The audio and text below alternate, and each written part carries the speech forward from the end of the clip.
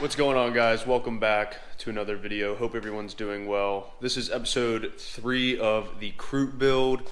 Krute stands for craft and brute because this isn't a brute conversion, it's a custom conversion. So we had to come up with some sort of name, or name it a cool name, kind of be different. So today's video is going to be cutting the frame and kind of building a template for the cab area of the Jeep. This is where we're at so far. If you watched our last video, which was cutting the tub off, then you know, or you saw all of that.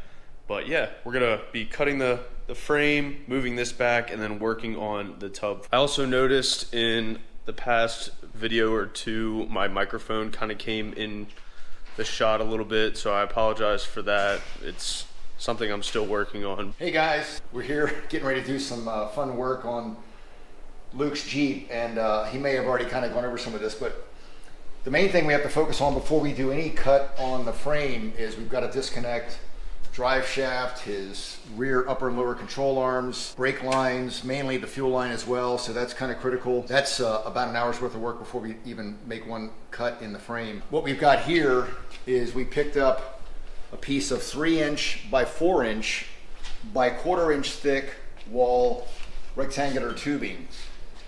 So because AEV, who makes the actual piece of steel that we wanted to use on the inside of his frame for our splice and then reconnect, it's unavailable. It's just something that was custom made for those guys. If it exists, I have no idea where it is, but the main thing we wanted to do was use this as a sleeve so that when we make the cut on the frame, we will piece it together. The frame on the TJ is actually 2.5 by 4. So what that allows us to do is take the 2.5 width, we can slide that into this section here, and we're going to draw it up. We'll kind of lay it out. We'll put a little drawing on here to show you how we're going to make the splice and the weld so that when we're done, everything's nice and tight. We'll make a couple of other plates that'll go on top and bottom. Sounds a little complicated now, but it's really simple. Once we lay it all out, it'll make sense when we're ready to go. Another thing I want to mention is I reached out to AEV and I just wanted to see if they could give me any of the specs on what size tubing they used or any of the specs on the metal for the bracketry that they used, and they were really nice about it. But I mean, I understand why they can't just give out information like that because it's proprietary to them. Right now we're working on getting everything taken off. I mean, literally stuff that's like on this, the exhaust pipe, everything needs to be disconnected so that we can roll this back piece of the frame off. So that's what we're gonna do right now. Got a little update for you guys. We've got everything disconnected, drive shaft. We just hacked the, if you can see right in there, we just hacked the exhaust off. That's gonna have to get modified, so we're not worried about that right now. Fuel lines are disconnected, wiring harness is disconnected, brake lines are disconnected. And so we're not sure, we're thinking it's gonna roll this way. So that's why we have that there. And we have jack stands on this front half of the cab. So where we're gonna be cutting is right here in the middle of this body mount. That'll give us enough length, straight length on either side of it, which is where we want our steel beam to go. So that is what we're doing on both sides. That's the straightest area of the frame. Cut here, you said? Yeah, just get it up close to the frame if you can, if possible. And even if you didn't, we just gotta get the mount off.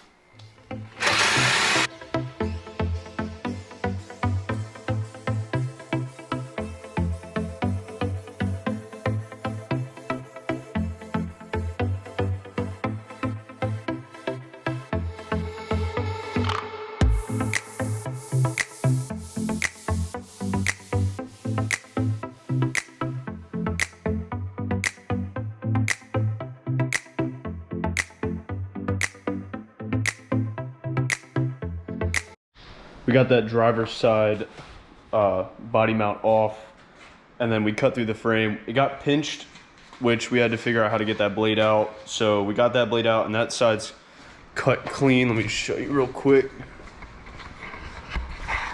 So That blade's still in there, but you can see where the frame has now been cut right there. So that is what we're gonna do on this side. We were gonna use a plasma cutter, but I think this Sawzall is just gonna give us a cleaner cut in terms of where this is located. It's gonna be easier for us, so that's what we're gonna do now.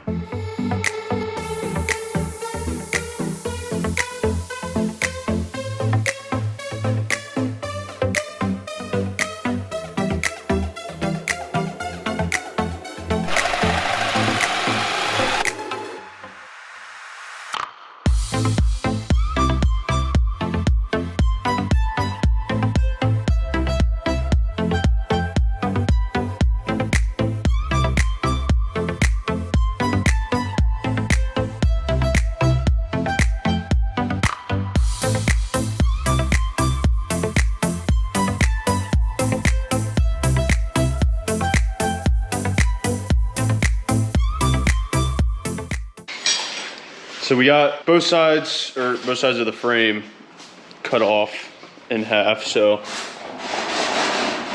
that one's off. The driver's side, as you guys saw, is off. So now we're just gonna try to move this back and see what's all involved in that. And I made sure to not have a full tank of gas because that would probably make it a lot harder for us. But Trying to lift up on this. I got it. Can we get this on video? It is. Oh. It's actually lighter than I thought it was going to be. I know. Still smoke. Okay, come back. Alright, how do we want to, because now I'm just holding it. Yeah. Okay. What'll happen if you, which way will it go? Down? Down. Just go ahead and let it down. You can. Hold on, my hands.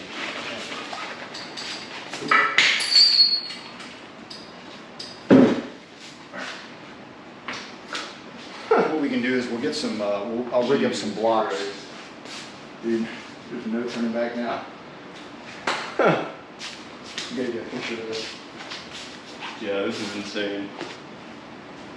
Well, it's officially in half. The tub was in half before, but now this just takes it to a whole new level. So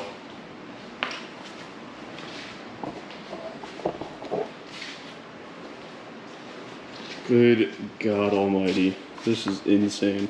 We're committed now. No, I know. Look at that. So I don't know if I've mentioned in these other videos or how much you guys have heard, but this is a rough country long arm kit that I've had on since high school, I think it was. And the goal is full Clayton kit. Well, it's pretty much ordered. We got it ordered. Yeah. So full triangulated 4-link in the rear, keeping the same setup in the front, but it's gonna be full Clayton. And I also wanna hear your guys' opinion on springs and shocks. My suspension has been the same since high school. It's all rough country stuff. So it's time to upgrade. I'm going full Clayton kit, and I need ideas for springs and shocks. So let me know what you guys think down in the comments, but just wanted to throw that out there. But now we're gonna start working on template for the tub. Something my dad wanted to point out, and just for reference, we've done a frame off on this thing. So I mean, this is yeah. When you're doing a frame off, unless you have your frame acid dip, there's nothing you can do to get inside here to get all that stuff that when that dirt and everything sits in there. It's on both sides. Yeah. Trust me, your frame may seem perfectly clean on the outside, But it's a cancer on the inside. yeah, and it's because my frame on the outside is perfect. There's no rust, nothing. But on all these TJs, I'm telling you, it's a problem. So I mean, luckily you've got enough metal. This is all really solid. This is just all surface rust, but so we got plenty of metal to work with. you guys want to see what came out of the frame? We just knocked all that out. That's one side, and that's the other.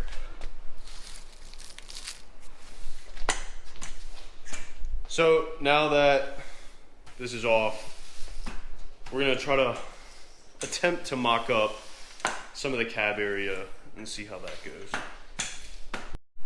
So we're messing around with what we're doing back here, and to make this as simple as possible for us, and I've made this an obvious in the other videos that I mean, it doesn't need to be an extended cab, but I want more room behind my seats than a traditional Brute, because the traditional Brutes, it's like right here behind the seats.